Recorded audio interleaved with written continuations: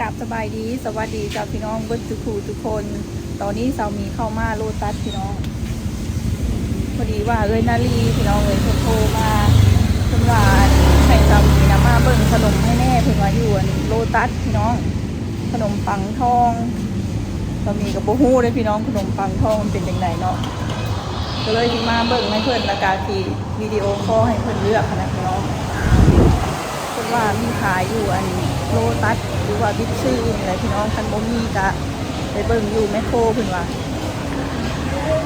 ตอนนี้ค่ะเมื่อยมื้อนี้พี่น้องเร่งเฮ็ดเวียกพี่น้องเรียกแล้วก็พอดีเลยแล่นออกมาเบิ่งให้เพิ่นโลตัสร้านขายขนมปังนี่มันใหญ่เนาะ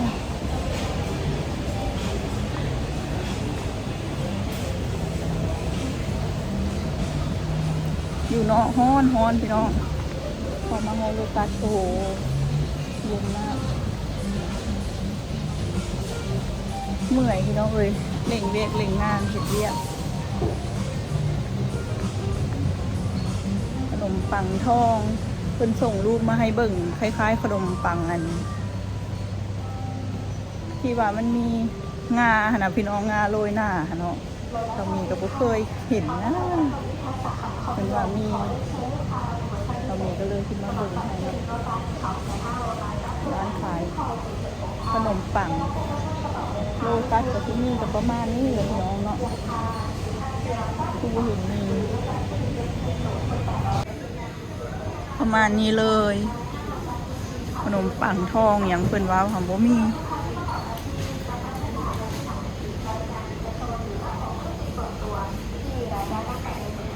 แค่นี้เลย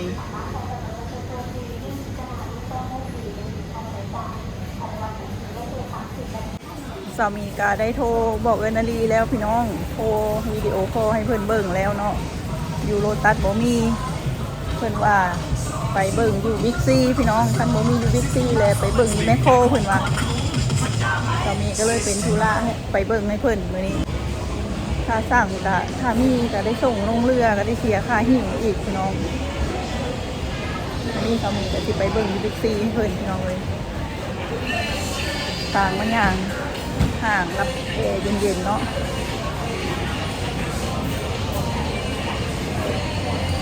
มื้อนี้ยังไม่ได้ไปหาเลยนางกับน้องนิวพี่น้องท่านยังบ่ค่ำกะแต่กะค่ำแล้วแหละพี่น้องตอนนี้กะ4 โมงแล้วยังไม่ได้ไปมึงพี่น้องนี่ยันได้ก็หาซื้อขนมให้นาลีคนก่อนปาอยู่คนละโลกออกมาฮ้อนขนาดแดดพี่น้องมีลืมซื้อถุงมือพี่น้องขี่มอเตอร์ไซค์เลยมือดำถุงมือร้านนั้น DIY เนาะคู่ละ20 บาทป้าพี่น้องวันนี้ไปบิ๊กซีกันเลยเนาะสามีเข้ามาฮอตแมคโครแล้วพี่น้องทำอิดว่าที่ไปบิ๊กซีสามีเคยเห็นอยู่แมคโครมีขนมหลายพี่น้องก็เลยมาเบิ่งอยู่แมคโครเลยทันใดก็ได้อยู่แมคโครเลยนะพี่น้องได้เพิ่นการติดบ่ให้ถ่ายคลิปปันใดเนาะพี่น้องจะมีการติดถ่ายอยู่ประมาณนี้ก่อนเข้าเนาะเข้ามาฮอดขนมแล้วพี่น้องร้านขนมปังที่เพิ่นว้าวคล้ายๆนี่แหละพี่น้องแต่ว่าแพ็กเกจบ่คือกันแล้วก็มีงาข้างหน้านี้ขนมปังทองเพิ่นว่า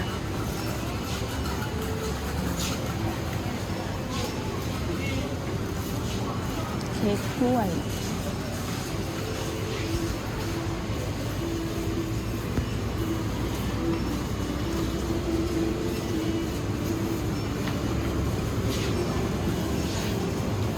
เค้กกล้วยหอม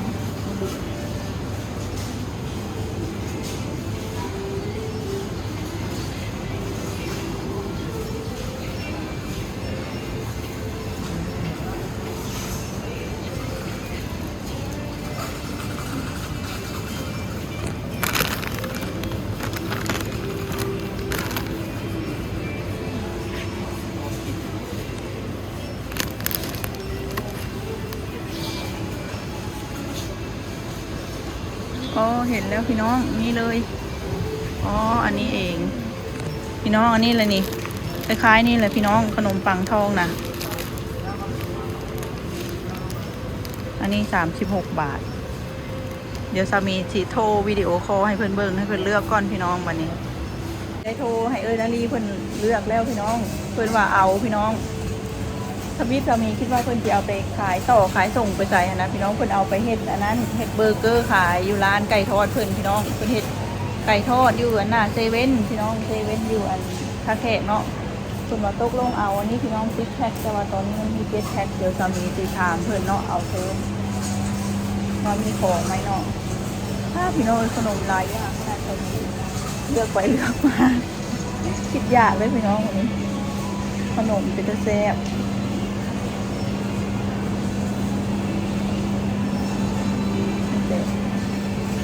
แซ่บทั้งนั้นเลยซื้อเรียบร้อยแล้วพี่น้องขนมได้7 ถุงพี่น้องเพื่อนว่าเอา10 ถุงหมดแล้วเนาะเหลือแค่7 ถุงวันนี้ปัญหาคือจะเอาใช้รถเมื่อใดๆพี่น้องมอเตอร์ไซค์โมมีมองใส่ถุงหิวผัดโบมี่พี่น้องบอผัดใส่บ่ได้ยามันนั้นขนมปังยามันเอฟเซฟพี่น้องไม่ได้เนาะประมาณนี้เลยพี่น้องวันนี้สามีก็จะเอาไปส่งลงเรือให้เพื่อนพี่น้องให้คนหิวขึ้นไปส่งให้เพื่อนเนาะ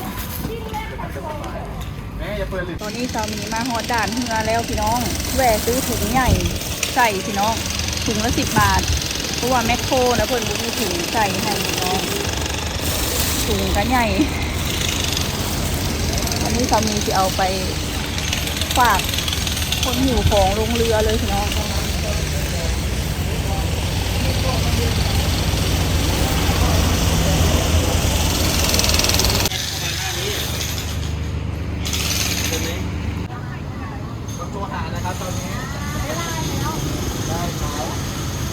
สามีได้ส่งของให้อายคนขับเรือเรียบร้อยแล้วพี่น้องเพิ่นเอาค่าหิว60 บาทเนาะวันนี้สามีก็สิพาพี่น้องไปเลาะเบิ่งบรรยากาศอยู่ทางด่านน้ำพุนเนาะพี่น้องส่งขนมลงเรือเรียบร้อยแล้วเนาะพี่น้องวันนี้สามีก็ไปเลาะเบิ่งบรรยากาศอยู่ใกล้ท่าเรือเนาะ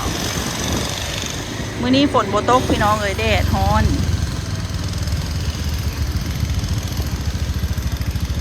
เพิ่นว่าเรือจะออก5 โมงพี่น้องสามีมาเลาะเล่นเบิ่งบรรยากาศก่อนมาย่างเบิ่งบรรยากาศริมโขงพี่น้องตอนนี้เรือกำลังเข้าฝั่งพี่น้องเรือไทยมาแต่ฝั่งลาวกำลังจะมาเข้าฝั่ง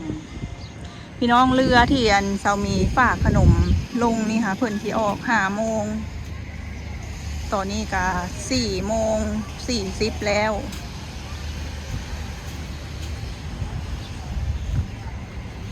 มาเลาะเบิ่งบรรยากาศหน้าด่านเนาะพี่น้องมาเห็นเรือสำราญนะพี่น้องคิดฮอดบรรยากาศอันมีความสุขตอนนั้นล่องเรือเด้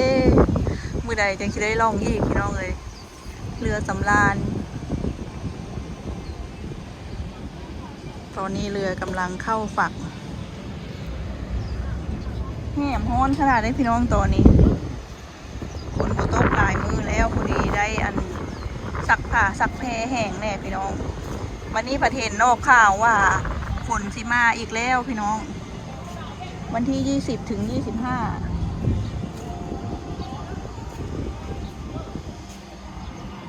เรือลำนี้ออก5 โมงพี่น้องคนก็หลายแล้วเนาะรอเรือออกตอนนี้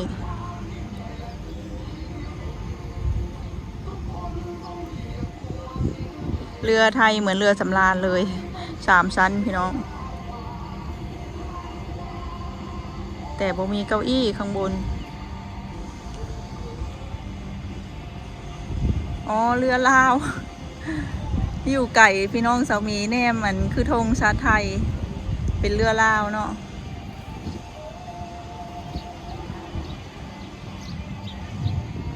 เรือราวมาแล้วก็ออกโอ้สงสัยเรือราวมาแล้วแหละเพิ่นบ่ได้รอรับอันผู้โดยสารพี่น้องเพิ่นก็สิเอาผู้โดยสารอยู่นี่ออกเลยเนาะ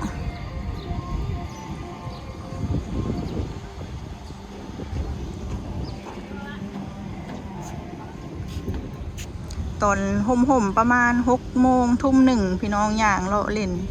บรรยากาศมันจะเย็น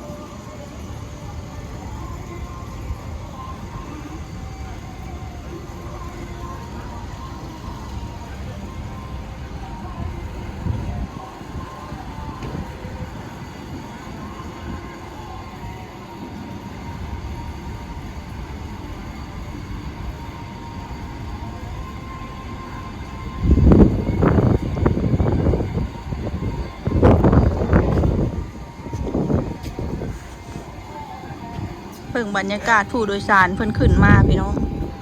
โอ้ระเบียงทำไมโยกน่ากลัวพี่น้องระเบียงสามีกำลังทิ้งน้ำหนักลง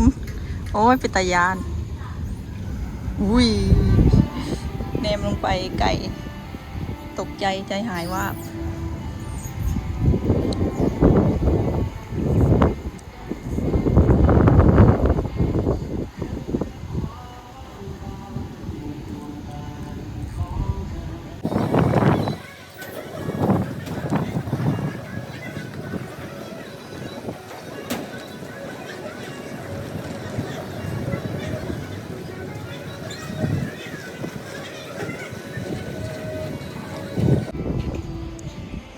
บรรยากาศริมโขงประมาณนี้เลยพี่น้องตอนนี้คนก็ยังบ่ทันหลายคนออกกำลังกายก็ยังบ่ทันมาเนาะเพราะว่ายังบ่ทันห่มพี่น้องยังแดดร้อนอยู่ตอนนี้เรือสำราญกะออก5 โมงครึ่งพี่น้องตั๋วเรือคนละ250 บาทลองเรือห้ามนำอาหารขึ้นไปทานบนเรือพี่น้องให้ซื้ออาหารกับทางเรือเนาะไว้มีโอกาสจังไปล่องอีกพี่น้องเอ้ยล่องเรือสำราญนะมีความสุขพี่น้องเบิกบานใจนาลีเพิ่นกะเคยสั่งอยู่พี่น้องเอ้ยสั่งซื้อของซื้ออย่างเนาะแล้วก็ส่งลงเรือส่งไปให้เพิ่นพี่น้องเพราะว่าท่าเรือท่าแขกกับนครพนมกะใกล้ๆนี่แหละเนาะเรามีส่งให้เพิ่นอยู่เรื่อยๆอยู่เนาะมื้อนี้ก็ส่งขนมปังให้เพิ่นเพราะว่าเพิ่นขายของอยู่อันหน้าเซเว่นนะพี่น้องขายไก่ทอดเนาะแล้วก็คนอยากได้ขนมปังไปเฮ็ดแฮมเบอร์เกอร์ขายเรามีก็ได้ส่งให้เพิ่นเรียบร้อยแล้วเนาะวันนี้ก็จะได้โฟโต้กลับก่อนเด้อพี่น้องสำหรับคลิปนี้ก็ฝากพี่น้องเป็นกำลังใจให้สามีด้วยการบ่กดข้ามโฆษณาเนาะเพื่อให้สามีได้มีกำลังใจให้คลิปต่อไปเนาะสำหรับคลิปนี้ขอตัวลาไปก่อนพี่น้องสบายดีบ๊ายบาย